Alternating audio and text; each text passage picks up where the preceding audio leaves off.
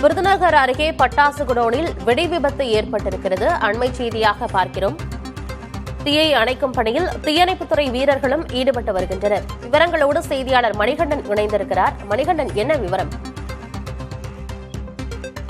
சாத்தூர் அருகே தனியார் சொந்தமான முத்தாண்டிபுரம் கிராமத்தில் உள்ள தனியாருக்கு சொந்தமான குடோனில் சட்டவிரோதமாக பதுக்கி வைக்கப்பட்டிருந்த பட்டாசுகள் வெடித்து சிதறியது. இதில் தகவலிருந்து வெளியிருந்து வந்த வெம்பக்கோட்டை மற்றும் 7000 மணி தீயணைப்பு துறையினர் தீயை அணைக்கும் பணியில் ஈடுபட்டு வருகின்றனர்.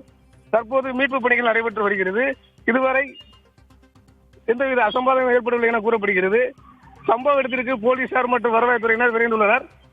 அடுத்தடுத்து தொடர்ந்து விருதுநகர் மாவட்டத்தில் தொடர்ந்து அடுத்தடுத்த வெடி விபத்துகள் ஏற்பட்டுள்ளது.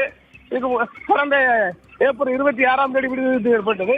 அதனைத் தொடர்ந்து 2 நாளுக்கு முன்பாக ஒரு பட்டாசு குடோன் வெடி விபத்து ஏற்பட்டது. அதனைத் தொடர்ந்து தற்போது 3வது முறையாக வெடி விபத்து ஏற்பட்டுள்ளது.